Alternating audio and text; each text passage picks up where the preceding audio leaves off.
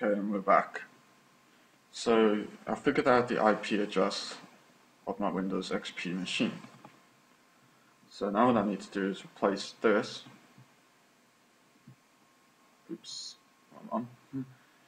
with my IP address that I found for the XP box.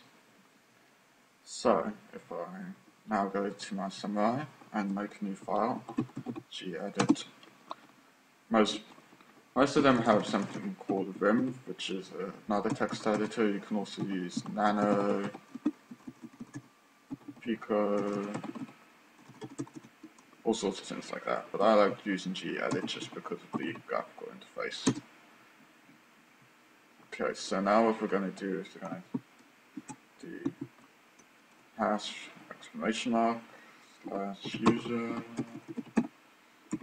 then Python. If you want, you can just copy and paste the code in and then just change this. I'm just going to type it up quickly. Import socket.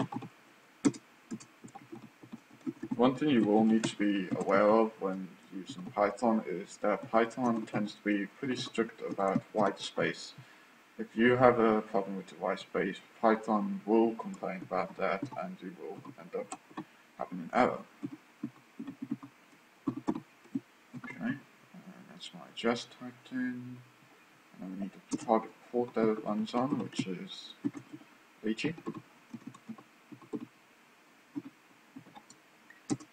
And then we need to send a large request to see if we can actually get EIP to point to the strings of x41s. Now x41 is ASCII for A, so it should end up pointing to, EIP should end up pointing to around the string of A's. HTTP /1/ and then the /r/ and /r/n sock equals socket.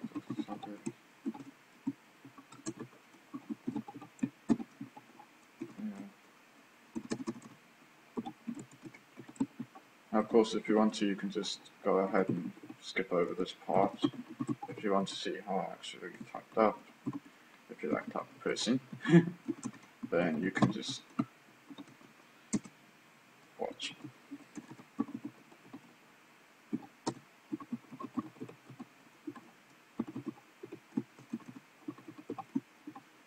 Make sure you use double braces here, otherwise it won't work.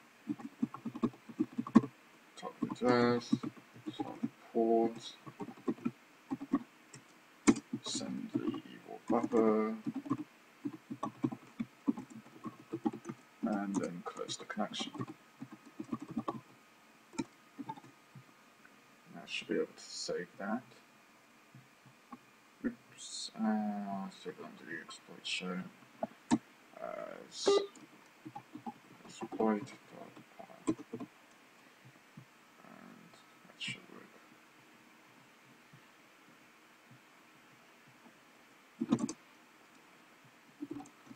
Okay, let's just go ahead and cd into my show here.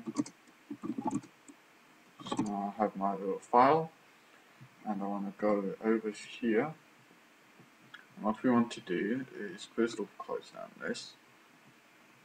Now the quick way of doing this is basically pressing the F9 button. F9 button will pretty much just run the code, and then we want to go ahead and run the exploit.py.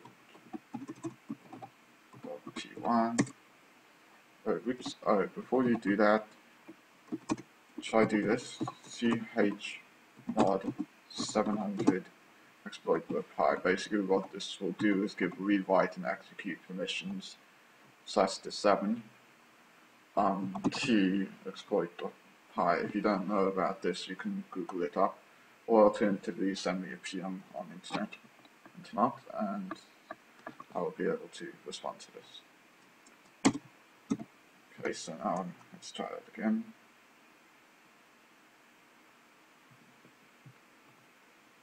I appear to have done something wrong. Connect.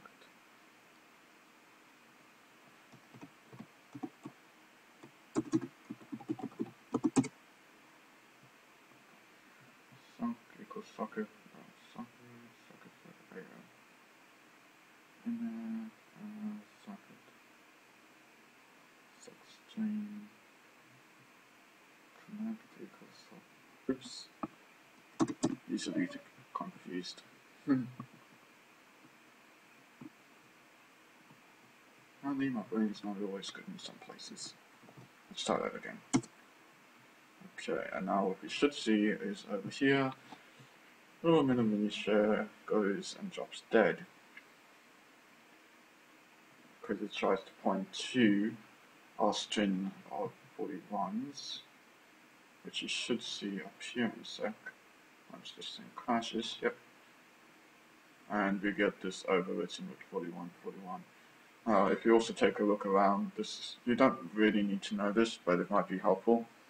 Is you can also see that if we right click on here and do following dump, that's where all of our 41s basically come in. Yeah, this program was pretty much doomed to crash. I mean, even UBX is overwritten with 41 as well, which if we actually can't even dump that because it's not even a valid address. So the program, as you can see, crashes. So the next step is, now that we've run the script and that we found the thing, we need to move on to taking control of the crash. And so yeah, I explained, if you want to read through this, basically he says that the EIP register is now pointing to our string because we've basically overflowed the buffer. So I'm just going to try and draw on the screen. If this is the buffer, basically here, then what we're doing is writing from the top and sort of going down. So we're basically overwriting all of the stuff before that, so that includes the EIP register and other registers that store information. Yeah, so it will cause it to jump to execution manually located in the ESP register after we do our jumps.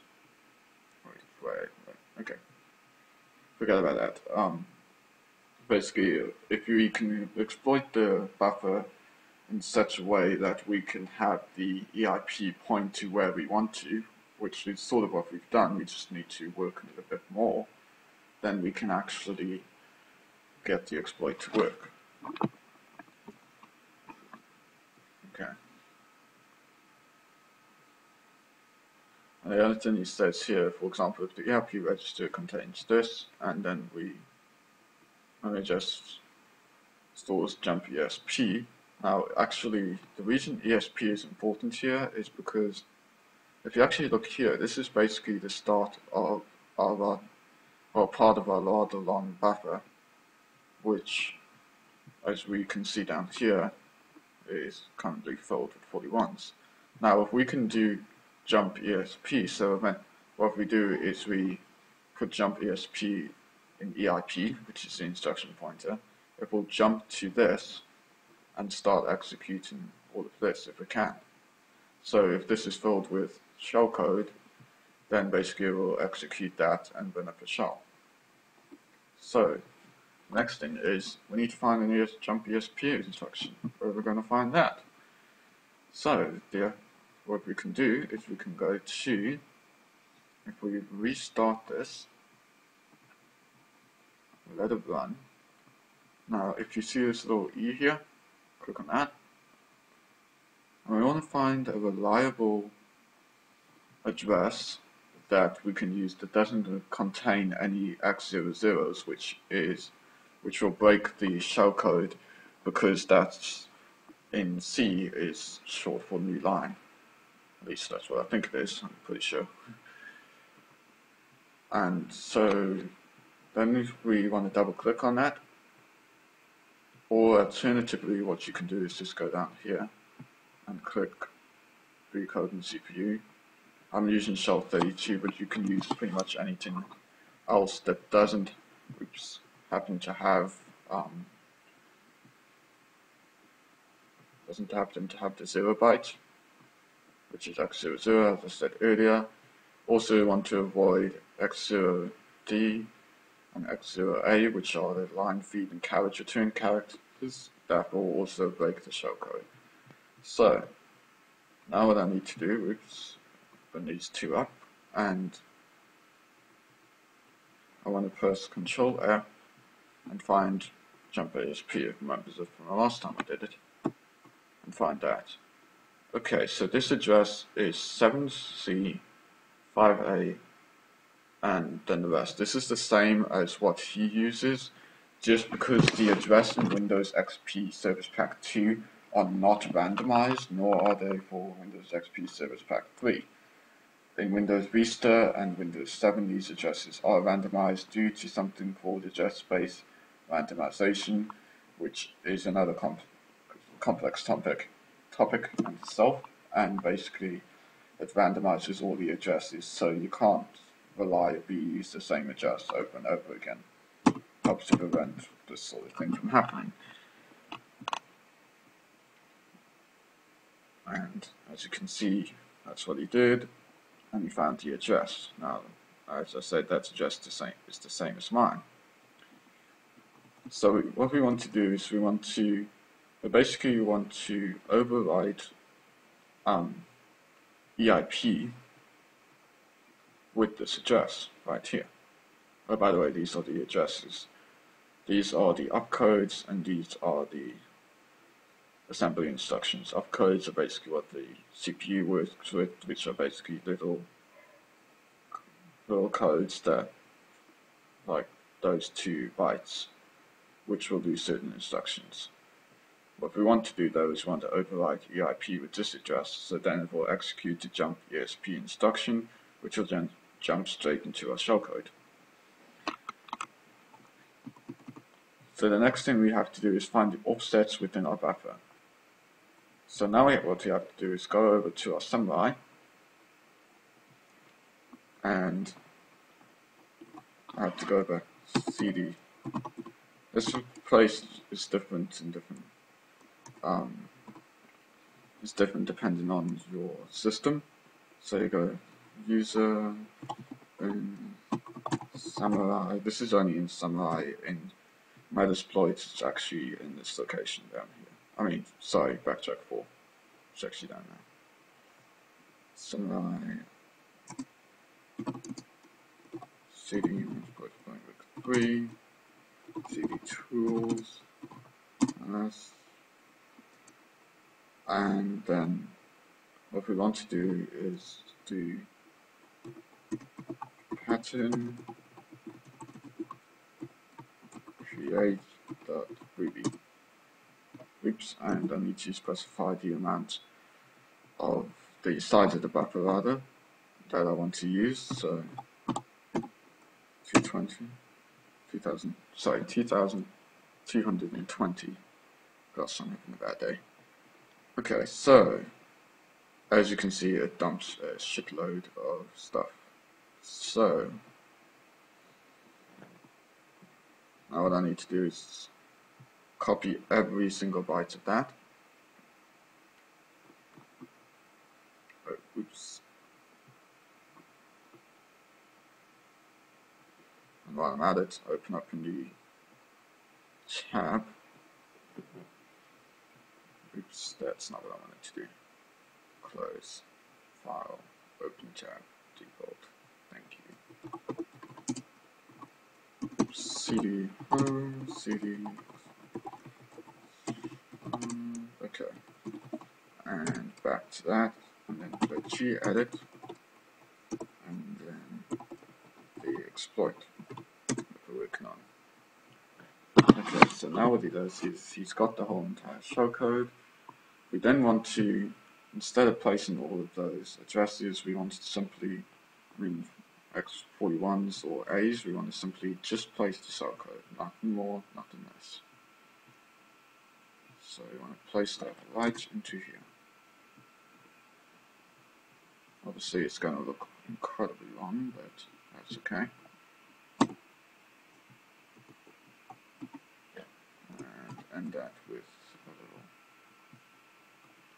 little oops, yeah, end that with that. And then you want to save it and go ahead and execute it. So I can also just do a Control-C to quit. And we've got the program running up right now. So now if I execute the exploit.py, get it, yeah. Another one of my lame jokes. And wait for this to eventually crash. Come on, stabbing you with a knife. Yeah, it's not working. And that's kind of ironic. Wait a second, why is it not working? Give me a sec. That should have crashed.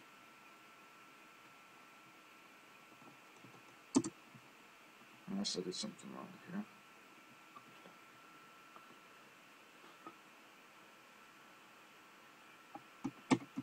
Just double check.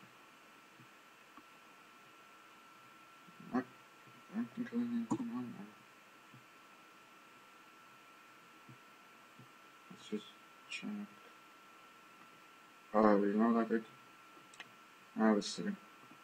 Oh, I forgot to add. Don't do this yourself. Plus equals